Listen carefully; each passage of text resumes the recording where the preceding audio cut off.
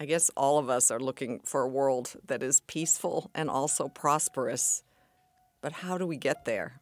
Some of our greatest risks lie if we don't solve problems, inequality, poverty, but also transition to clean energy, addressing gender equity. I mean, these are things that will tear us apart and will destroy the foundations for life. So we have to find a way to come together and work on this.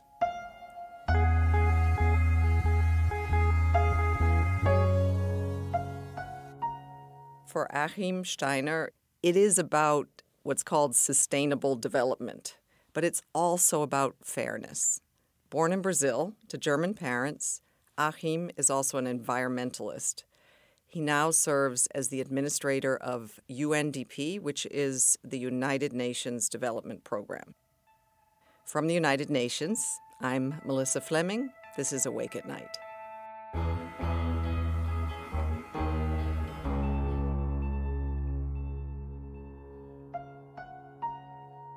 Welcome, Achim. Thank you very much, Melissa. I was looking at a list of places where you lived and worked. Africa, Asia, the Middle East, Europe, Latin America, and the United States. You're like a mini United Nations yourself. I guess the UN felt like the right environment for you. Well, it began by really having a passion for traveling and living in other cultures. I was born in Brazil. By the time I had finished university in the UK, I knew that I wanted to work in development, but I also knew that to me, one of the great fascinations would be to live in other countries. So the two kind of converged. And yes, I've been given this wonderful opportunity to live in many different places, always felt at home in them. And in that sense, yes, I then later on only became a part of the UN family. I mean, it began outside the UN, so to speak, more in the non-governmental and development cooperation arena. I understand in Brazil you grew up, your parents were German. You lived on a farm. What was your farm like? Like, what did you grow? Did you have animals? Oh, yes, many. My parents, after studying agriculture, tropical agriculture, moved to Brazil in the late 50s. And they had been offered a job there. And the idea was to develop new varieties that Brazil could use to reduce the import of grains. And therefore, it was a traditional plant breeding farm, but it also had cattle. It was in the south of Brazil, in Rio Grande do Sul, the country of the famous gauchos. And so I was born in a small town in Rio Grande do Sul and then grew up on that farm for the first 8 years. And then the last 2 years we lived in Porto Alegre, which is, the state capital and the city by the coast, before my parents then decided that it was a moment in which they wanted to move on. And so, unfortunately, I'd say to this day, we left Brazil when I was 10. What was that like, moving from such a beautiful, warm environment to Germany? Maybe as a young kid, you don't necessarily see the weather as the main characteristic. It was more having grown up in Brazil and having grown up on a farm. I mean, I literally learned to ride a horse before I could walk, in a sense. I was just put on, because this was a cattle ranch as well. So you had a lot of gauchos looking after cattle. It was done with horses. So anybody who knows a great gaucho saddle knows that it's one of the most comfortable places to be on earth. So I was simply parked on one of those saddles and taken along. And that sense of freedom and also, having an opportunity to ride sometimes for hours without hitting a fence. The first thing I remember noticing, we had then moved to Germany for a few years, was that wherever you turned, there were fences and there were boundaries and you couldn't move, and how dare you set foot on somebody else's land, and these kinds of experiences that as a kid you register far more quickly. And school life was very different as well. And frankly, the football team that I most loved and adored was actually doing very well in those days. This was the 1970s, and in that sense I felt, at least initially, in the wrong place. What was the football team? Brazil. I mean, in terms of the World Cups, right? Yeah, the national team. Oh. The seleção, as we call it in Brazil, yeah. Mm-hmm. Where did you move to in Germany? It was in the center of Germany, Lower Saxony. It was a rural area. My parents, being farmers, then set up as farmers there. And so, I continued to grow up on a farm, and that made it over time also fun. I spent a lot of time essentially, on tractors and on the fields and so on. I mean, this was a farming family. So it was fun. I imagine they spoke to you in German at home, or were you also speaking Portuguese? Well, I grew up at home with German, and my parents' Portuguese, as I grew older, was always a bit of an issue that you would keep it in the background because they had to learn it as they moved to Brazil. But I actually went to a local school in Carazinho. I learned Portuguese. I sang the anthem every Monday morning, and I was born in Brazil, so I also have, Brazilian nationality. It was part of my upbringing. So in some ways, actually, my parents were getting a little bit worried that I only spoke Portuguese by the time I was 8 or 9 and not really German. And so they had to also, make a decision. Would they stay forever in Brazil? And I think they themselves felt that the world was too large to, kind of settle down. And that's why they then decided around my age of 10 to move on, so to speak.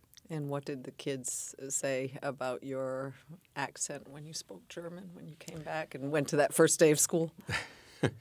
Where we then moved to in Germany, it was a very rural area. So it was one of those schools, primary schools, where there was one teacher, 4 classes taught in parallel.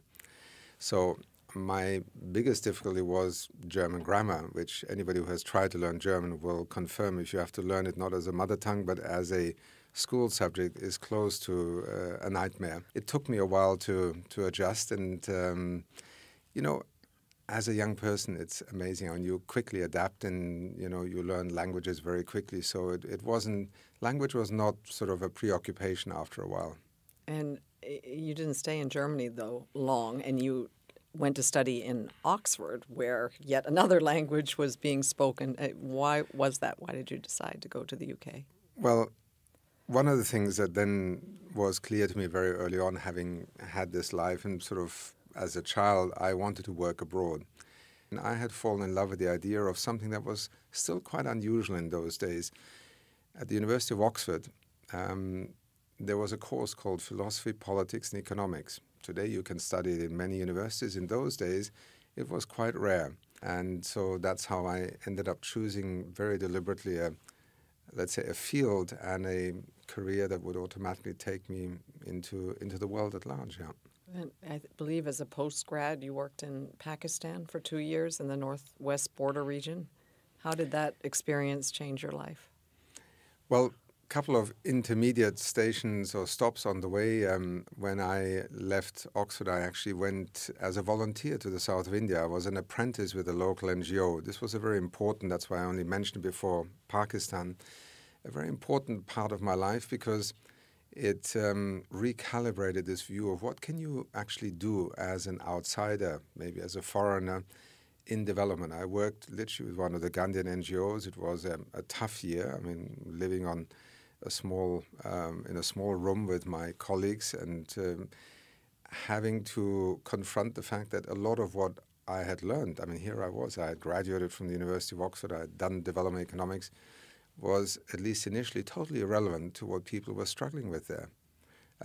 Land rights, human rights, the challenges of being a Harijan, a non-caste person, etc., gender. And after leaving India, I knew that I had to go back and do some more thinking and studying. And that's when I went back to the London, the School of Oriental and African Studies, London University, followed by a training in the German Development Institute. And then I was offered a project assistantship with GTZ, today called GIZ, in Pakistan.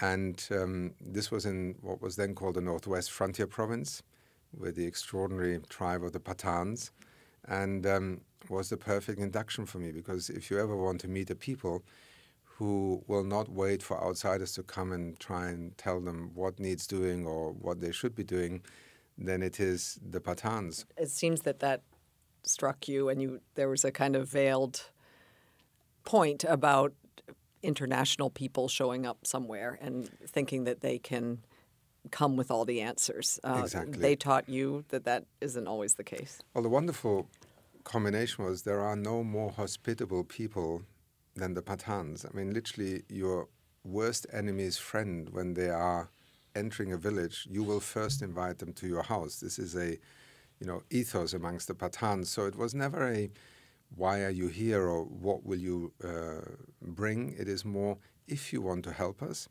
then let us tell you what we think needs doing and then share with us what you bring. And then together we will decide on what needs doing. And for a young development professional, it was a very empowering experience because, first of all, you don't know anyway what may be the best solution. Secondly, people are willing to take you in and say to you, look, we'll teach you about our life, and then together we'll think about what needs doing. It was a very inspiring experience. And where did that lead to you next? I understand you ended up going to live and work in so many parts of the world. Then, in a sense, life had taken a very serendipitous sort of route. In Pakistan, I had come across an organization called the International Union for the Conservation of Nature. IUCN is one of the more remarkable conservation bodies, one of the oldest in modern times, a global organization, almost like a UN, but without being a UN organization. And they had essentially overtaken the development community by the 90s in thinking about environment and development. So I decided to leave the development community in the traditional sense and joined IUCN's regional program for Southern Africa, moved to Harare, and worked under an extraordinary Zambian I think he was probably one of the first environmental diplomats, really. India Musokotwane was his name. In the years that I worked with him, I really began to, I think, find the theme that has been central to my working life, which is how in our age do we overcome this supposed competition between ecology and economy, which is leading us really to so many destructive and ultimately increasingly catastrophic realities around the world. This career choice of merging environmental sustainability with economic development, some people might say that those two goals are contradictory. What would you say to that? It's precisely this myth that already began to frustrate me at university. The rules of the game are that we are suffocating ourselves with pollution, we are destroying our atmosphere with carbon emissions, and we are also destroying biodiversity and our ecology, our ecological infrastructure all over the world. The costs of that to people and the economy right now are already so phenomenal that I think we just have to accelerate the pace of showing the cost of inaction yet again. Because if you talk to insurance companies today, if you just watch the news, remember the last 12 months, from floods to forest fires to coastal erosion. In some parts of the world, not enough water for 7 years, the drought in East Africa, then suddenly floods, such as in Dubai, more than 2.5 times the annual rainfall in less than 24 hours. This is the future that is neither manageable nor affordable if we don't act. And so in the end, I think we are seeing these reflexes to try and go back to yesterday's energy economy or economy still happening, but frankly, the journey forward is very clear, and I think it will happen faster and faster. And what does that vision look like? Like, what would our Earth look like if we actually were able to make this transition fast enough? For the first time in modern human history, we wouldn't actually have to worry about energy, oddly enough. And if we can transition our global infrastructure to the point where we harvest or harness the sun, wind, geothermal power, and the technological ingenuity that we see now driving that renewable energy infrastructure, we will actually find ourselves, I think, by the middle of the century, where the idea that you have to go to war to protect your energy supply chain, sometimes 3,000 miles away, will seem absurd, because it's energy security. And it is no coincidence that during the last few years, energy security has been the greatest accelerator, particularly in regions such as Europe, to advance investments in renewable energy infrastructure. Today, there is virtually no country in the world where clean energy cost per kilowatt hour cannot outcompete, or at least compete with oil, gas, and coal. So the economics has fallen into place.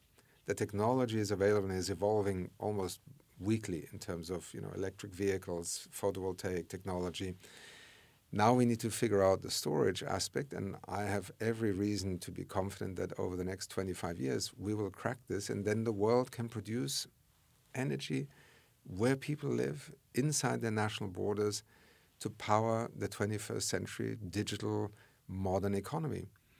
Alongside that, you will have solved problems such as air pollution. Few people know that in the name of development, every year we still accept, these are WHO numbers, 7 million or more premature deaths due to air pollution. This is the price we basically ask people to pay in order to continue polluting from factories or indeed driving polluting cars. Your question was, what would the world look like if we were to get there? So much cleaner, so much fairer, and so much more reliable, and so much less driven by the geopolitics of, whose oil and gas wells do I need to secure for my economy. What I think is so essential is that countries recognize that in our world of, very different realities, we need multilateral platforms. We need development cooperation as the most intelligent form of saying, how do we invest in one another in order to solve a problem that none of us can solve on our own? Development is not about one telling the other what to do or giving some money in solidarity. It is investing in one another. And we need it more than ever in the 21st century. And, we have always said the basis for that are the UN's Sustainable Development Goals. And yet we keep saying that they're off track and that progress has gone backwards. And why is that? Why are we going backwards? And maybe just explain, what are the Sustainable Development Goals for people who don't really know what they are? What was unique about the SDGs at the time when they were adopted in the United Nations General Assembly were two things. One was what Antonio Guterres' predecessor at the time referred to as the SDGs are our declaration of interdependence. It was the moment where the world no longer spoke about development or sustainable development as something that the global south needs to catch up with the global north. It basically put out an agenda and said, here are the great risks of our time. We have reframed them in terms of a number of goals that allow us to tackle these problems together, because what happens in one part of the world will fundamentally change the prospects for what happens in another part of the world. And the line is no longer developing, it's the ability to act together.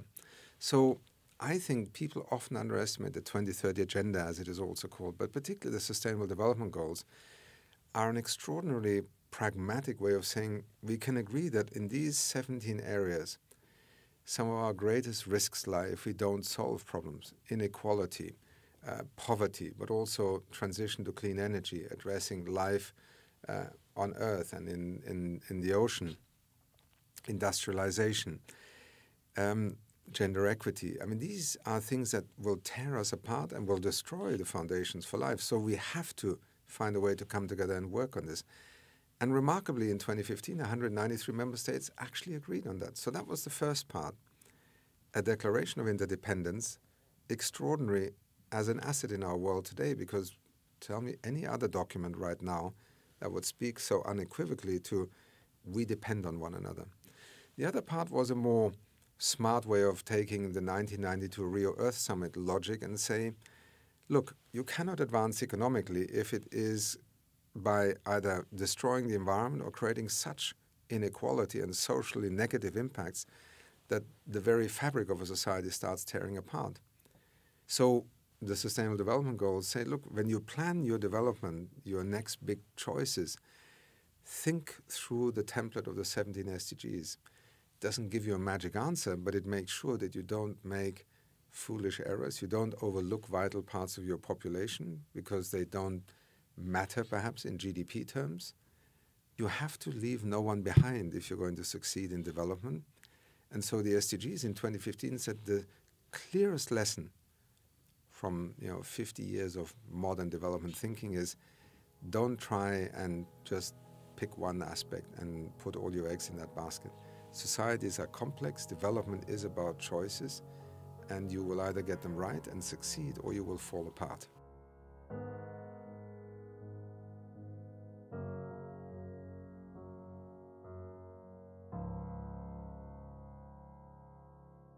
Your organization recently put out a report about the just scale that is probably unprecedented of destruction in Gaza.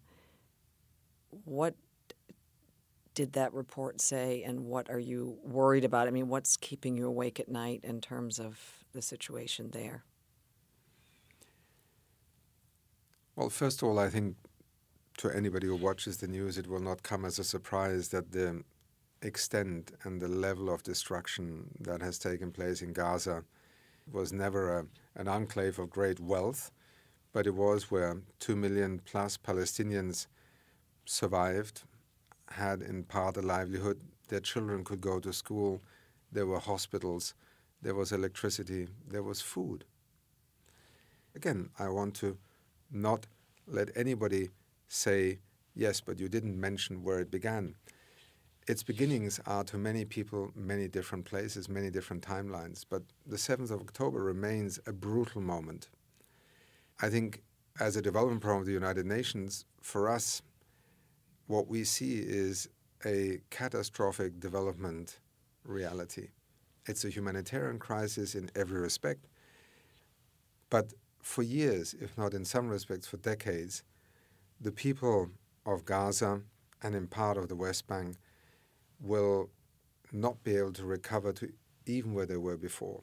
What will that do to society? I often think just now, if I'm a parent, my daughter, my son have not gone to school for 6 months. If they can't go to school for another 6 months, is their entire life's journey disrupted?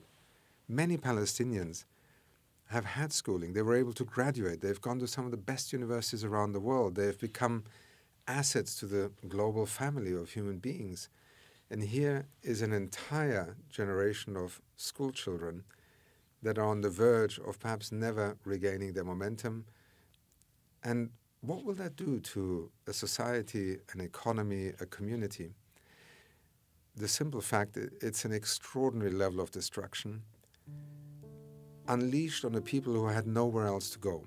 And I think in historical terms, this will one day be almost a defining feature of this particular moment, because people could not escape, including our 57 staff members of UNDP who are in Gaza with their families, the people that they have lost, and so many others. But in particular also the women, the children, collateral damage. This is not collateral damage. This is a tragedy. A tragedy for Palestinians, a tragedy for Israel, and I think a tragedy for all of us who clearly are struggling to find a way out of this almost inevitable, tragic unraveling. And in other parts of the world, your agency is also very active in war zones, like in Ukraine. I believe in other conflict areas like Sudan. And what does this say about war and development and how much of a setback it is, and how does it just make you feel as someone who is at the helm of the UN's development agency? We have to overcome this notion that in a crisis, in a conflict, the UN and the international community, for that matter, pivots towards a purely humanitarian response. We have to save lives. It's something that the United Nations, together with many NGOs, international, national ones, do a heroic job every day across the planet. And they don't get the credit nor adequate support. But what we have also witnessed over the last 1 or 2 decades is that we have increasingly seen protracted crises, as we now call them, where people essentially are stuck almost in a Kafkaesque kind of reality in a refugee camp for 10 years, sometimes for 20 years. You know that in some of the refugee camps, such as in Kenya, where Somalian refugees fled over a quarter of a century ago, There are girls being born today to mothers who themselves were born in that refugee camp. Can you think of a greater nightmare of being trapped in that no man's land of being a refugee but with nowhere to go towards, nowhere to go back to? And so I have increasingly with my colleagues, and as we have often analyzed our engagement in many conflict countries, reached the conclusion, no, when there is a crisis, we need humanitarian response, but we also need a development response, because it is that one that alongside saving lives begins to save livelihoods, to rebuild ways in which people can either survive in that crisis or begin to build a pathway out of that crisis. And just in the last few years, UNDP has taken a very deliberate decision, whether it is Sudan, whether it is Haiti right now, whether it is Afghanistan, Myanmar, Syria, and I could go on, sadly enough, with Libya, Mali, Burkina Faso. In none of these countries have we suspended our operations, because in fact, alongside our humanitarian colleagues, we believe we can bring an enormously vital part of that development emergency response that begins to at least give some hope that there is a way out of this crisis. Any crisis, conflict that is not resolved and where people don't have any hope of moving forward produces the kind of people that later on become associated with the term terrorists, radicals. If you have nothing left, if you see your mother and your father starve in front of you, that is the desperation that drives so much of what is called political radicalization today. So again, a reason why we stay so engaged in the Sahel, why we have also invested heavily in stabilization programs, which is to basically rebuild fundamentals of where people can begin to see a school. Interesting enough, a police station and a court. Many people rate these almost as highly as anything else, because security for local communities is one of the reasons why they will either flee or stay in a place. And that is part of UNDP's commitment, together with many other partners that we work with in the UN, outside the UN, to not pack up and go. Just finally, I'd wonder if you could, in a few words, just what is the world that you would like to see? I think we need a world in which we obviously always dream of leaders who will lead us into a better future. And yes, sometimes history will give us that gift, inspirational people, a Václav Havel or a Nelson Mandela, or maybe President Gorbachev, Martin Luther King, Wangari Maathai, the first Nobel Peace Prize winner, who brought peace and environment together. And I think, yes, we are in need of inspirational leaders like this, but frankly, these leaders are actually often the product of citizens saying, we need to do something differently. My hope is that we are in an age where people know so much. They now need to believe in one another's ability to actually change what happens next. And then great leaders will stand on the shoulders of the many and perhaps give us the inspiration or the emotional excitement. But change starts with people. Change started with you as well, so it's been a real pleasure. I fell off a horse. You did? You started on a horse? Thank you so much, Achim. Thank you, Melissa. Thank you for listening to Awake at Night. We'll be back soon with more incredible and inspiring stories from people working against huge challenges to make this world a better and safer place. To find out more about the series and the extraordinary people featured, do visit un.org/awake-at-night. Subscribe wherever you get your podcasts, and please take the time to review us. It helps more people to find the show. Thanks to my editor, Bethany Bell, to Adam Paler, Josie LeBlond, and my colleagues at the UN, Katerina Katidi, Roberta Politi, Geneva Damianti, Tulin Batiki, Becerra Kostova, Angelica Devis, and Carlos Macias. The original music for this podcast was written and performed by Nadine Shaw and produced by Ben Hillier. Additional music was by Pascal Wise.